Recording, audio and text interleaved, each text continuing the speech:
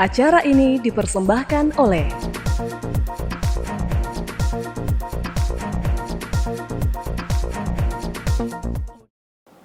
Halo pemirsa Unhas TV, senang sekali saya Ifai Syarahman dapat kembali menjumpai Anda dalam Unhas Daily. Dalam beberapa menit ke depan kami akan menyajikan berita-berita terpercaya hanya untuk Anda. Pemirsa, Badan Kontak Majelis Taklim BKMT dan Dharma Wanita Universitas Hasanuddin menyalurkan 192 paket sembako serta uang tunai kepada korban banjir di Perumnas Antang. Kegiatan ini merupakan silaturahmi dan dukungan moral kepada korban terdampak banjir. Sebanyak 192 paket bantuan sembako serta uang tunai diserahkan kepada warga yang terdampak banjir di Blok 8 dan Blok 10 Perumnas Antang, Kelurahan Antang, Kecamatan Manggala, Kota Makassar, Selasa 7 Januari 2025. Bantuan tersebut disalurkan oleh Badan Kontak Majelis Taklim BKMT Universitas Hasanuddin dan Dharma Wanita Persatuan DWP Universitas Hasanuddin. Penyaluran bantuan ini merupakan rangkaian dari pengajian rutin yang berlangsung di Aula Fakultas Kehutanan Unhas. Ketua Badan Kontak Majelis Taklim BKMT Haja Eminita Sumbangan Baja menyebut, bantuan yang diberikan berupa paket sembako serta uang tunai untuk 192 keluarga yang terdampak banjir di wilayah tersebut. Dalam bentuk sembako dan sejumlah beberapa amplop uang karena ada beberapa kakak yang terdaftar dan itu nanti akan kita salurkan di daerah Antang. Isinya adalah berupa beras, minyak, telur dan Indomie. Iya. Ada 192 paket sesuai dengan jumlah kakak. Ya. Uang tunai mungkin ada kira-kira ada 10 jutaan. Akan disalurkan langsung. Ya, makanya kami nanti sehabis acara ini kami sudah dengan bus Unhas akan berangkat ke daerah lokasi dan di sana akan nyalurkannya. Sembako yang dibagikan itu terdiri atas 5 kg beras, 2 liter minyak goreng, 10 butir telur, dan 5 bungkus mie instan dengan uang tunai berjumlah 10 juta rupiah. Ratusan paket sembako ini dimobilisasi menggunakan bus Unhas. Nampak warga antusias menyambut kedatangan bus Unhas yang mengangkut paket-paket sembako yang akan dibagikan. Bantuan ini pun diserahkan langsung oleh Ketua BKMT Unhas kepada Ketua RT dan RW setempat, disaksikan pula oleh masyarakat. Tak hanya memberikan dukungan secara material, kegiatan penyaluran bantuan ini juga menjadi momen menjalin silaturahmi dan memberikan dukungan moral kepada para korban terdampak banjir. Ifai Syarahman, Joshua, Unhas TV. Pemirsa, kesurupan sering dianggap fenomena spiritual yang disebabkan hal-hal mistis. Namun apakah faktor psikologis atau stres juga memungkinkan orang untuk kesurupan? Cek informasi berikut ini. Kesurupan seringkali dianggap sebagai gangguan dari unsur-unsur mistis atau spiritual. Namun ternyata ada faktor psikologis yang turut mempengaruhi. Orang yang mengalami tekanan emosional berlebihan, kepenatan fisik, hingga trauma mendalam juga lebih mudah mengalami kesurupan. Menurut dosen psikologi di Universitas Hasanuddin Makassar, Dr. Ikhlas N. Afandi SPSI-MA, kesurupan yang terjadi secara tiba-tiba sering dikaitkan dengan kelemahan mental saat menghadapi stres atau rasa takut. Perspektifnya sosiokultural, sosioantropologi kultural. Nah, yang kedua ini kesurupan yang tidak dikondisikan. Misalnya di sekolah, kan di sekolah itu paling banyak tuh. Tiba-tiba ada yang berteriak. Ya toh?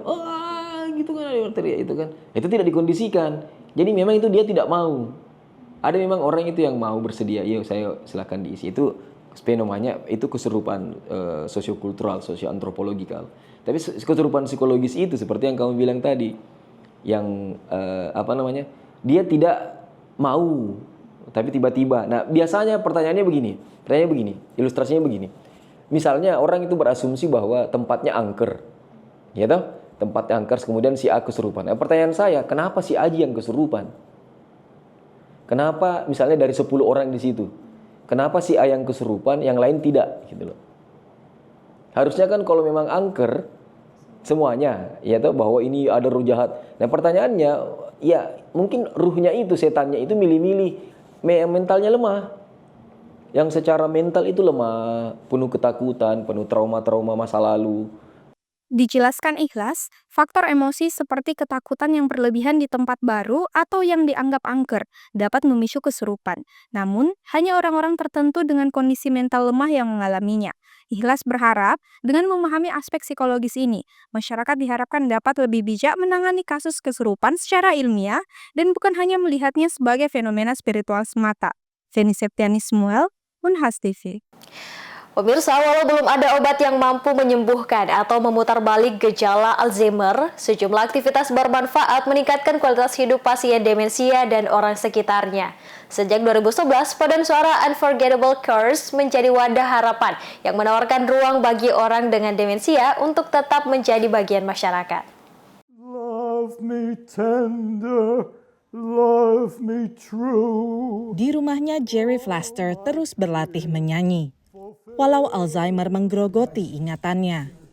Baginya dan istri, Rida, musik membuat mereka tetap menyatu. We're married 15 years and we've had a great relationship together.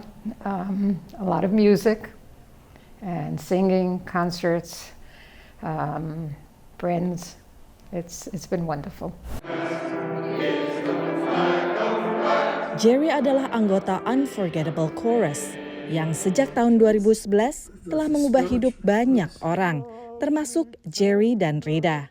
Semua berkat Mary Middleman yang menggunakan musik untuk membantu mereka yang mengalami penurunan ingatan terkoneksi kembali dengan orang terkasih dan dunia sekitarnya. Music brings out something in people they can still sing or play an instrument. And so this is an opportunity to not be stigmatized, to not be belittled, but to be considered a part of the community and a fully, not only participating, but bringing something to the community.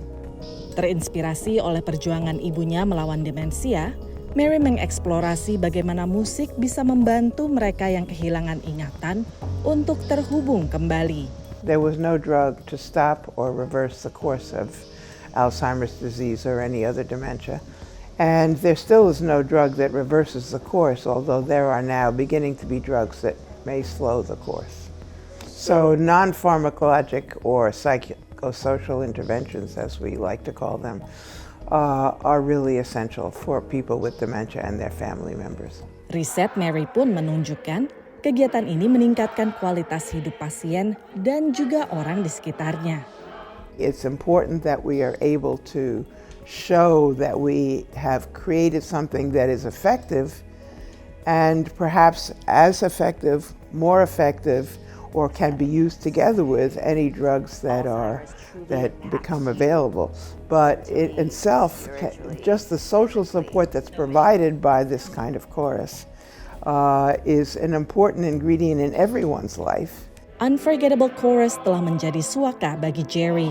Tempatnya untuk bisa tetap bernyanyi, merasa percaya diri, tersenyum, dan jadi bagian dari sesuatu yang lebih besar. It's made a very big impact. I mean, this is the one activity left for him now that he really enjoys going to. And he's very happy when music is played. It becomes a different person. He becomes major happy. Because the Alzheimer's really affects his mood very much. Love me tender, love me. Ingatan Jerry kian memudar. Tapi satu hal yang selalu dirasakannya, musik memberinya kebahagiaan. Dan bagi Rida, ini adalah segalanya. How I love you so. Dari kota New York, VOA. Love me tender, love me true. All my dreams fulfill. Pemirsa, berita tadi sekaligus menutup perjumpaan kita hari ini. Jangan lupa untuk terus saksikan Unhas Daily hanya di Unhas TV. Saya Fasya Rahman mewakili kru yang bertugas, pamit undur diri dan sampai jumpa.